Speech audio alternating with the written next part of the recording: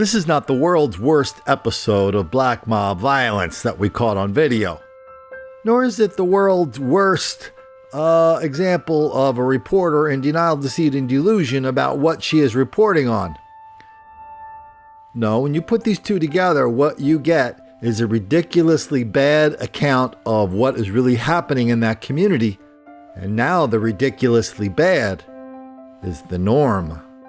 A violent fight over the weekend caught on camera at the Emerald Pines Apartments on 39th Avenue. Christina Garcia is live now in Gulfport with the latest.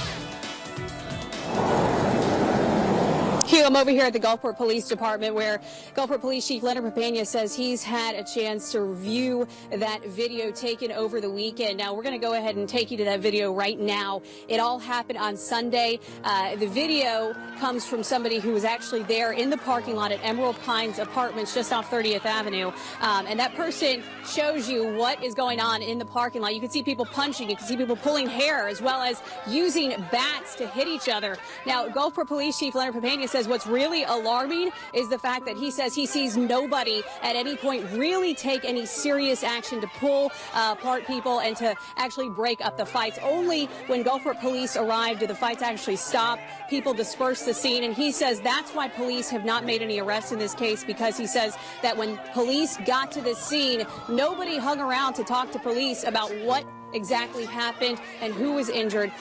Now he says that it's going to take the management department to really step up.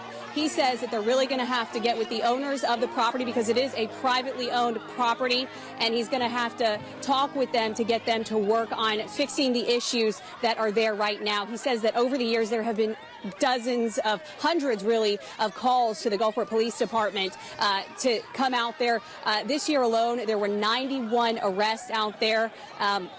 And Gulfport Police Chief Leonard Papania also tells me that he tried speaking to the managers there, and he says that they have not spoken with him just yet. For now, reporting in Gulfport, Christina Garcia, WLOX. Okay, so maybe we shouldn't expect too much from the young reporters just out of journalism school, because nobody in journalism school told them they'd have to go into the camera and try to explain things in a way that doesn't make any sense and hope nobody would notice.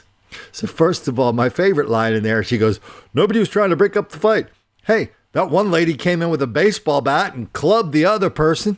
That seemed to break up the fight, didn't it? But then I love the part where she goes, yes, we're going to have to get the sheriff out here to talk to the management company because they're going to have to fix the issues. Okay, so they're going to talk to the apartment owners about fixing the issues.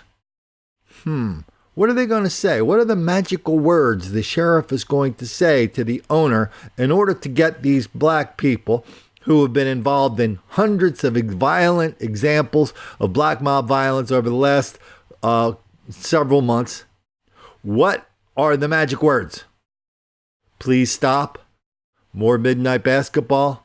Black Lives Matter. You're all victims of white racism, so knock it off. You're all victims of white racism, so go crazy because we understand what you're doing. What are the magic words? What's going to make it stop? I mean, if you're gonna sit there and tell us that there potentially are these magic words, you have to at least deliver a little bit on that promise. And so, no, I don't envy this young reporter having to come out and pretend like she doesn't know anything at all, that this black mob violence in Gulfport is a black thing. She wants to have a career at the big time. That's not how you get to the big time. We understand that. Here's another way. There's another way to at least keep the road to the big time open and not shut it down. Here's an example of a mass shooting down in Rankin, Mississippi, not that far from Gulfport. This is a mass shooting. One black guy shoots 3 black people. Let's see how they handle that. 3 siblings were shot, 2 of them killed in Rankin County. 16 WAPT's Jennifer Lott joins us live just outside of Richland with the details. Good morning, Jennifer. Allie, we're on the 400 block of Ebenezer Road, and this house behind me appears to have caution tape wrapped around the porch.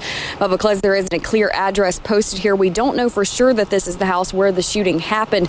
But what we do know for sure is that there were 3 people shot in a house on this road last night. The sheriff's department says 2 brothers and their sister were playing Uno with a neighbor.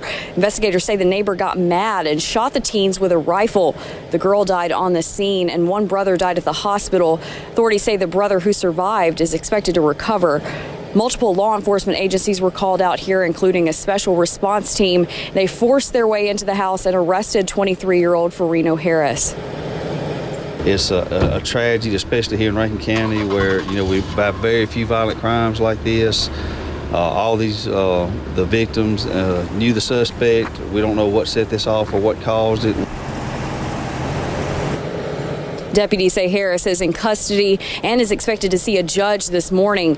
District Attorney Guest is expected to hold a press conference this morning at 10 to address this shooting as well. So if you read the newspapers or watch the TV, you know for sure 100% that mass shootings is a white thing. Guess you didn't read that one article in the New York Times where they buried it way down in the middle of a very long article that, oh yeah, we forgot to mention this, 75% of mass shootings in this country are black. 70 to 75% of mass shootings are black people. Capiche? That's a mass shooting we just saw here. That's 3 people were shot, 2 were dead. Every night we see this, every night. Whether it's in a little backwater town in Mississippi or Chicago or Cleveland or Cincinnati or Baltimore or Chicago or Philadelphia, St. Louis. I mean, it's the magical mystery tour. Memphis, New Orleans, Houston. Mass shootings happening every day in this country. Every day.